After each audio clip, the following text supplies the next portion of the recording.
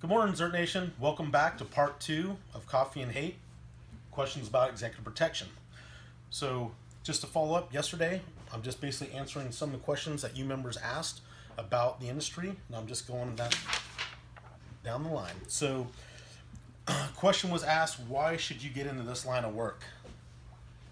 Well, key thing is a lot of these details is I would consider it a single man's game due to the amount of depending on what type of detail you are on, and if it's, if you're on a travel team stateside, you do work long hours, you do travel a lot. Like I've said before, between 2015 2016 I was on the road 200 days, gone up to 2 months at a time on travel teams with clients doing overseas assignments, and even stateside too.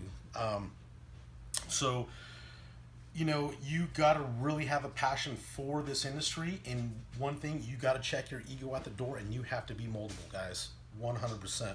Because when we talk about executive protection, protection for an A-list celebrity is completely different than for ministry, is completely different than for a venture capitalist at a, South Carolina, or a venture capitalist out of Los Angeles, or a corporation, a .com.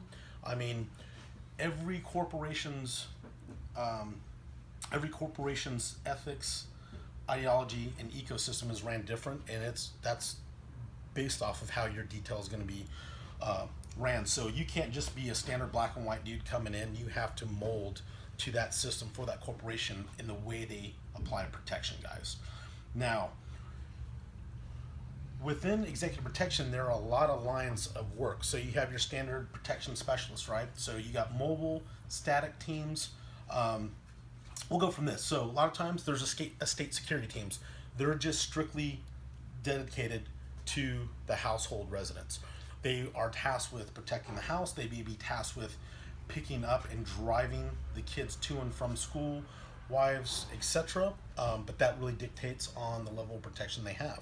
Now, with that being said, if you go over to the corporation side, you'll most likely have a team that is designated to the executives. And if the corporation has tiers of executives, each one of those executives will have an X amount of level of guys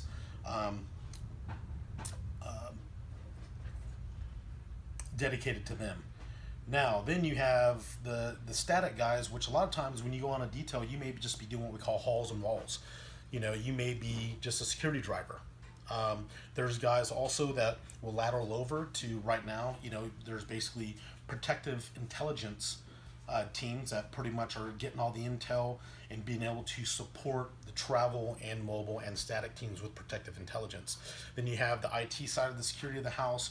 Then there's teams that support the clients in certain situations, which are surveillance detection teams or surveillance teams. So they're still on the protection detail, but they just serve a different role in providing support for those agents. So yeah, there's a lot of different lines within the executive protection industry. So that answer that question. There was another question here. It says that, hey, I'm not a U.S. citizen, but I have remarkable experience in the military and in maritime.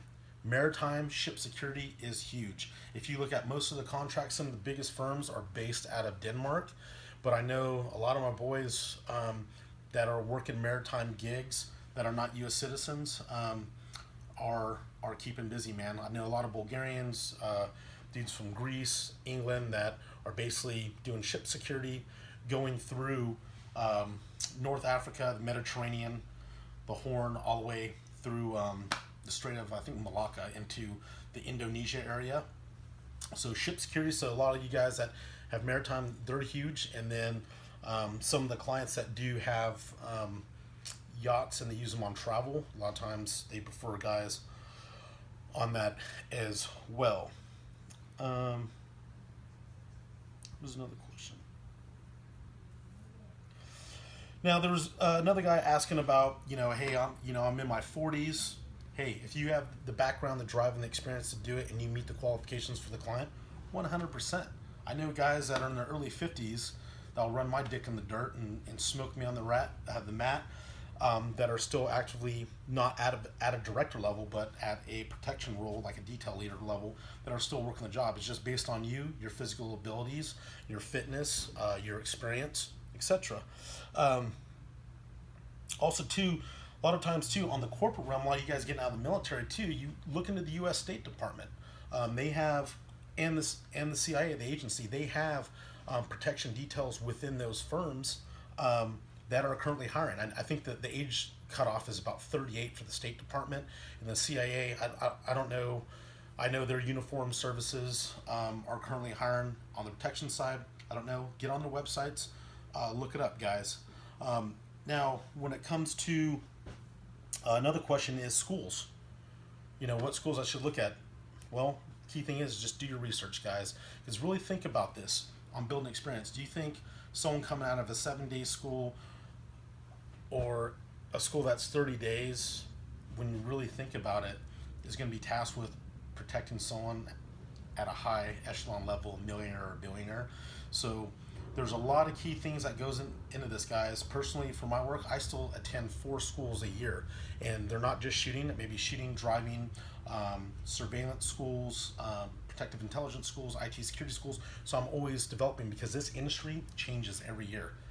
Different clients that have different businesses with different goals. They may be traveling, they may be an IT company. So, you know, if that's something just really to take in consideration, guys, because just like shooting, it's a perishable trade. You know, you got brilliance in the basics of, if you understand the basic fundamentals of protection work and apply those on the job, once you start going to those advanced schools, you'll have a better understanding how to apply that to your current job to support or improve your team. So thanks for tuning in. I'm XP001. We'll see you tomorrow. Out. The ZERT membership pack is your gateway to a worldwide organization dedicated to building a safe and trained community armed with the proper mindset to see you and your family through to safety. The first-year membership pack includes ZERT 702 black t-shirt, 5-inch ZERT 702 patch in PVC, your call sign and squadron assignment, ZERT membership certificate, official membership card with your call sign, 10 ZERT recruitment cards, access to discounts from ZERT-approved vendors, 15% off most ZERT merchandise year-round. In addition to the membership pack, once you join, you receive the following privileges: access to the ZERT forum and exclusive online videos. ZERT, not just an organization, it's a lifestyle. ZERTNation.com.